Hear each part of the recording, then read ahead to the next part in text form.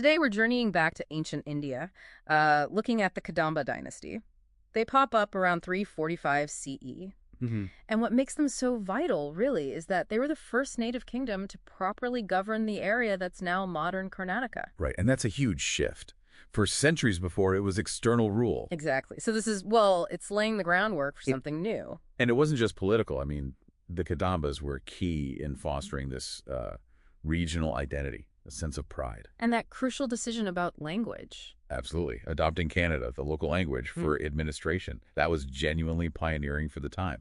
Set them apart. So our mission today is to dig into the core insights about this dynasty. We've got great sources like the Talagunda and Halmidi inscriptions. Yeah, both around 450, 455 CE. Mhm. Very valuable. And it's quite a story, isn't it? You've got this scholar turning into a warrior king, leaving these lasting cultural marks. Definitely an unexpected path. Okay, so let's dive into that origin. The founder, Mayurasharma, his story is pretty dramatic. It really is. He's a Vedika Brahmin scholar, so from the priestly class, studying in Kanchi.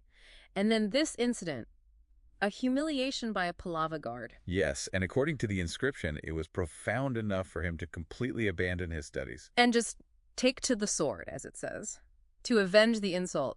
But there must be more to it than just personal revenge, right? Oh, definitely. You have to look at the bigger picture. It was, well, a pretty shrewd assertion of Brahmin power against the dominant Kshatriya, the warrior class. Oh, okay. And the timing, it was opportune. The Pallavas were weakening a bit, Yeah. so he seizes the moment. And how did he, make his rule stick, legitimize it? Through traditional means, mainly.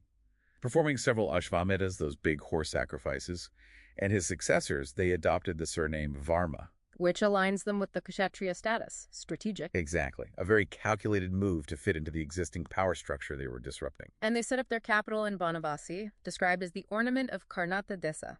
That sounds significant. Very. Both strategically located and clearly a place of cultural importance even then.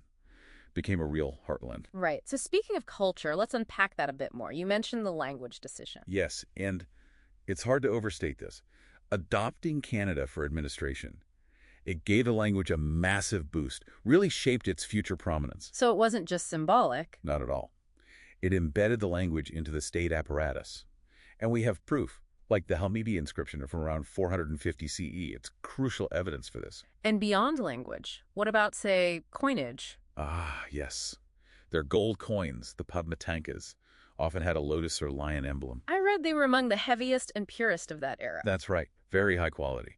But what's really remarkable and connects back to the language point, They had Kannada letters on them. some of the earliest examples, yes, words like Vira or Skanda, they were literally stamping their regional identity onto their money. It's quite something. Fascinating. And architecture, did they leave a distinct style? They certainly did.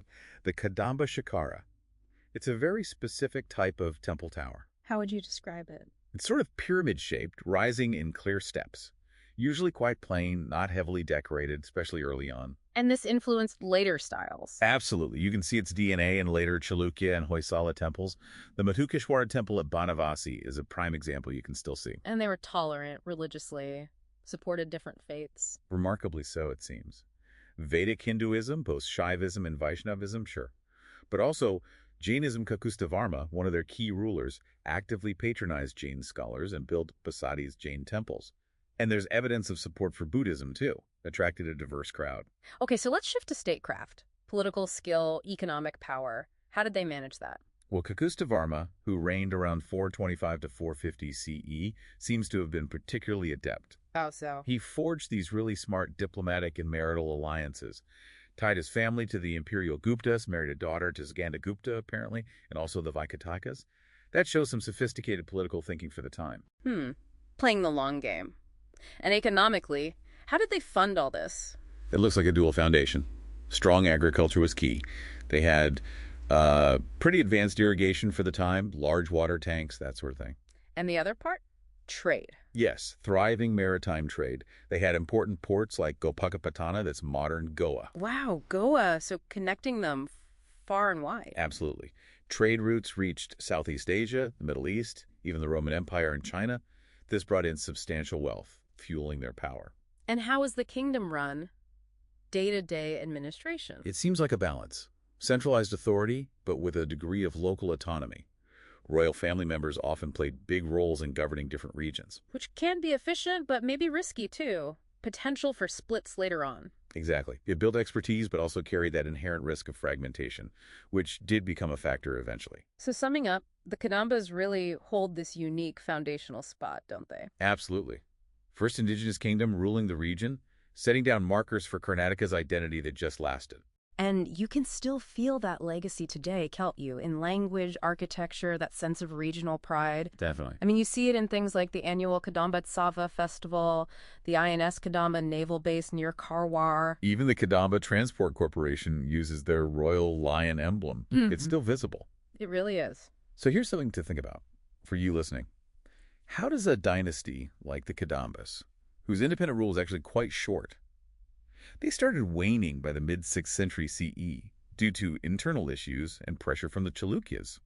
How do they leave such a deep, lasting cultural and, well, geopolitical mark? A mark that still resonates today. Right. Is true historical significance maybe measured more by that kind of innovation and lasting cultural imprint rather than just how many centuries an empire lasted? Something to ponder.